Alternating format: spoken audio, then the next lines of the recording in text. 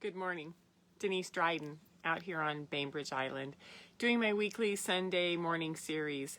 And today I want to talk about transcendence and transcendence in relationships because it's a powerful word, it's a big word, and it's so timely that I thought I would just sort of put this in here and see how everything sort of falls into place. So hold on to transcendence in relationships, and we're going to go through and build some blocks, and at the end I'm going to give you some tips as to what that really means and how to implement it, okay? So first I want to start with the idea of defining transcendence, because the ducks are going outside, the geese are flying. It's pretty cool. Transcendence is an experience beyond the normal physical level. So it's when something happens that's sort of like, wow, it's so much different than anything that's usually happened to me. It's extraordinary, beyond our human experiences. It goes beyond our range of limits of something. The limits we have of what this is, it goes, and it sort of expands that. And it's to rise above, to exceed, and it's an alchemical transforming or transformation, depending on whether it's still active or whether it's done. So it's alchemical. So when we have a transcendental experience, what we have is it's usually life-defining, it's usually life-changing. And, you know, what if when we're doing all of this, we can do it in our relationships? So for the last, since 1995, right? I've been working within family systems, and family systems that are looking at problems that exist in it that have gotten so big that one or all of the family members are in different therapeutic care, right? So whether it's the marriage, whether it's the parent-child relationship, it's when these dynamics start to bump into each other. And what we're doing is we're bringing up all these old patterns. We're bringing up the conditionings. We're bringing up the beliefs. We're bringing up the action-reaction to the surface so that it can be shifted. And so it takes a team, right? And so, you know, with a lot of these older approaches, because we're talking about therapy, therapeutic environments since the mid-90s, right? Is that, you know, we would get someone in the office and it would take talk therapy or it would take outdoor therapy, but it was basically, let's talk this through. Let's talk this through. And usually that can, you know, unless there's levels of distrust or there's damage, and there's just depends on how well this works, this could take months or years. So it used to be that when we wanted to go in and make some changes, it would take some time. And what I'm noticing is it doesn't take that kind of time anymore. Something's shifted. Because what we want to do here is when we're looking at relationships, we want to look at how to speed that time up, right? But also how to know that each member involved in this, if they do their own work, if they craft their own systems, can go through this kind of transcendental work together, and it's magical, okay? So there are two major components to transcendence. One is to look deep within, to go deep within. The other, number two, is to speak out or speak to or enact onto what truth is there. So it's both, you know, sort of going in and then doing something about it. So let's break this down. So number one, to look deep within. You know, I'm going to go back to January 12th with the Pluto-Saturn conjunction in Capricorn and say that within our human, you know, energy system, we were just like, go inside and start to work on what's causing you pain, what's causing you dysfunction, what's causing you, you know, hurts. Where are these dysfunctions? Where are these things in you that are not really working very well? And what I'm going to say is that it is water. It's the Empress energy. It's feminine. When we go deep within, we go into unknown waters. We start to work with uncharted territories. This is really big shadow work, because what we have to do is we have to look at what am I really? What I do when?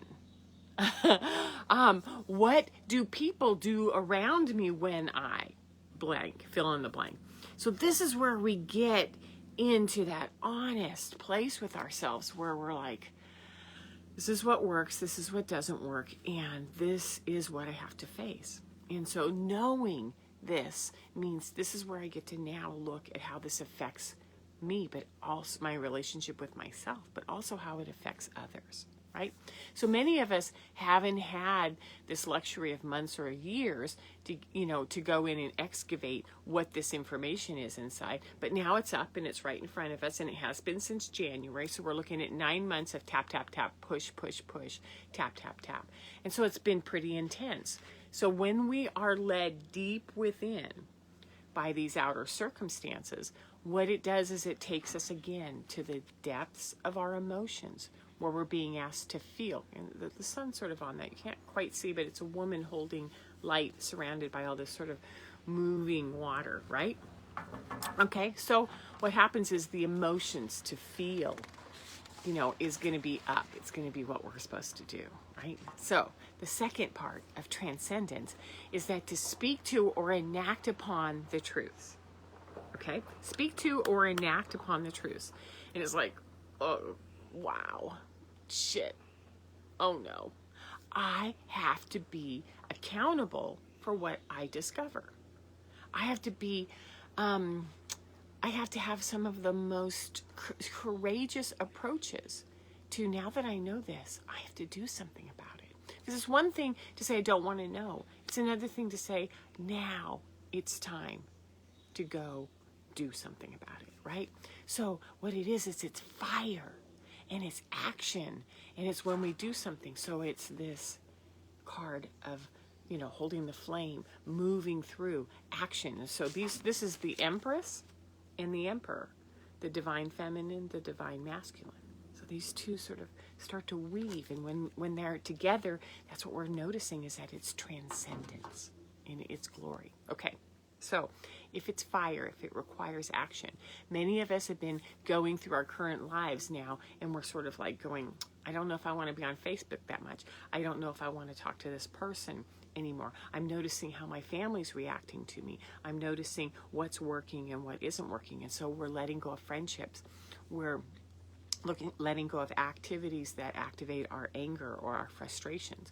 We are looking at removing things that support habits like TV, food, shopping, alcohol, drugs, work, all of those things. We're starting to sort of put them in place, right?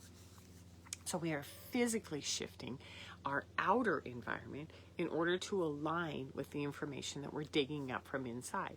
So this is action, this is momentum, this is that new frontier, that expansion, those changes. And so when we apply this towards our relationship, we've gone deep into ourselves, right? We've gone really deep, and we've figured out, ooh, this is what I know about myself to be true right now, right? And then what if I were to share this with someone that matters to me, or someone that this is particularly affecting, and I was to share it in a way that addresses the disharmony and says, this is what I want to fix with us. Okay, so this is where, like an example might be, this is where you come up with your deepest truth, which is like my example that I would use, that I work with constantly within the family structure, and even within my own family structure, is when I get overwhelmed. When I get overwhelmed, I try to control my environment, because my environment has to be steady, because the overwhelm inside is so much. And then I get really angry that the environment isn't controllable, right? So it's like overwhelm, control, and anger, which is like the pattern. And so being able to turn to someone who's a direct recipient of that and say, this is what I know about myself now to be true. And now I'm going to interact with you, and I'm going to do this. So within programs, what we would do is we would move the parents through their own work and the child through their work, and then hope that at some point this little golden nugget of an aha, which is, it isn't really ever about you. It's about this shitstorm that's going on inside me, and this is how I tried to take care of it and it didn't work, which is ownership. Right? And so when we go through and we mine the emotions, and then we know that we have to do something about it, what happens is we have the ability to give a person who's affected by it information that can help them heal that relationship, help them heal that change. Does that make sense? So this level of honesty and vulnerability, oh my God, and openness, it changes everything. It changes everything in the dynamic of a relationship when it is authentically shared. And so what we do is we sort of, and we'll go through the tips here, right? On the way that this is going to work. Let me check on my notes and see if there's anything I missed. When we meet another person in that state of transcendence, then, what happens is we change the entire system. We change the parent-child relationship. We change the family system. We change the work relationship. Wherever that relationship is, the person who does that internal work and comes through in that transcendent approach has the ability to be that placeholder, right? The one who says it stops here. The family lineage pain stops here. The generational pain stops here. I am going to face what my patterns are that I've learned and duplicated or been managing and passing on the way that I watched my family, my parents and my grandparents do that. And so what we do is we start to sort of become that placeholder, which is no more. So part of what we do here, or I do here with you, is we go through tips. And so the first thing is that when we're working on transcendence and we're working on pairing emotions and action, right, together, is we give ourselves some time, daily, weekly, some time and space to go to that inner mining, which is what are the emotions that I'm feeling and how do I explore my own inner self. And when you get into this and you're struggling, or when you're getting into this and you're afraid, or you don't really want to go there because you don't know what you're going to find, that's when there's a counselor, a coach, a shaman who can go there with you and stand next to you. So that's number 2, is get your support system lined up with you. Find somebody who can help you see and define and normalize what you find down there, which is like, of course, people get overwhelmed. Overwhelm is part of life, right? And you're like, oh, so I'm not like a horrible person because I get overwhelmed. Having that other perspective of a guide or someone who's familiar with this territory is really important. Number 3, hold these to yourself as you build upon them. It isn't like, oh, wow, I just found out I got overwhelmed, and then you spew it out onto everybody. What you do is you flush out the areas and you look for the patterns and you start to bring up the emotions and flesh them out and bring them up and flesh them out until you get really good at what you know about yourself. This isn't a first and done. This is mining. You're going to go do it several times and you're going to build a platform of inner awareness and inner truth. So you become proficient at seeing these and owning them, okay? Number 4, you do your own work. This isn't something you share with somebody else because it gets muddled. Like I'm discovering and you share it over there and then they're like, no, that's not what I see in you. I just see anger all the time. And all of a sudden you don't know if what you pulled up was yours or not. So what we do is we kind of keep it internal because the external can be confusing until it's time, right? And then number 5, play with what happens as you consciously explore this, right? Like, watch how, if it is about overwhelm and I try to control things, what can I do separately from that? And when I do that, notice what happens on the external. Do the kids calm down? Does your partner become less agitated? Do you calm down? And are you happier? Are things a little bit easier once you realize I'm just in a state of overwhelm and I'm going to breathe my way through this, right? So you're consciously exploring, like drop, watch what happens, drop, watch what happens.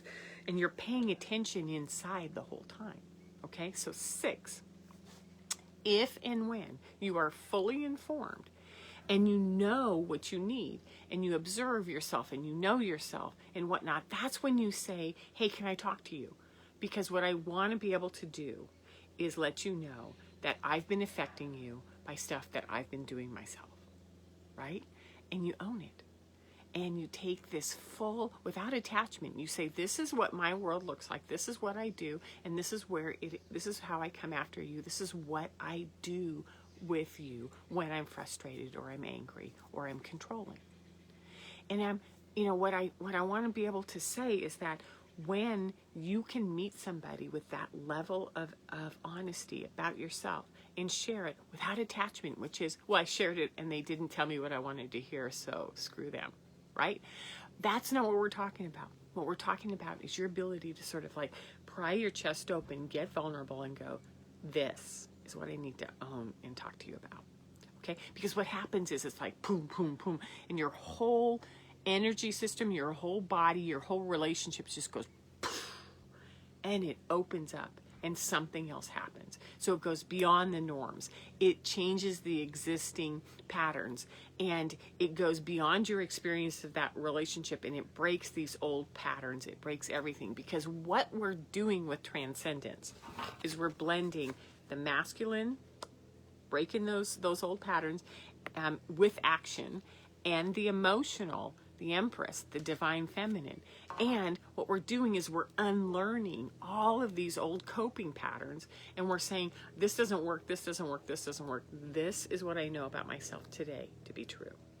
So transcendence is something that's really desirable, really beautiful. And when we do this day by day, month by month, it's like we're not even the same person within a 30, 60, 90-day period. So if you want more information on that, you can always contact me. You can find me on DeniseDrydenCoaching.com. There are other videos on topics like this. So if this is something you're interested in, let me know.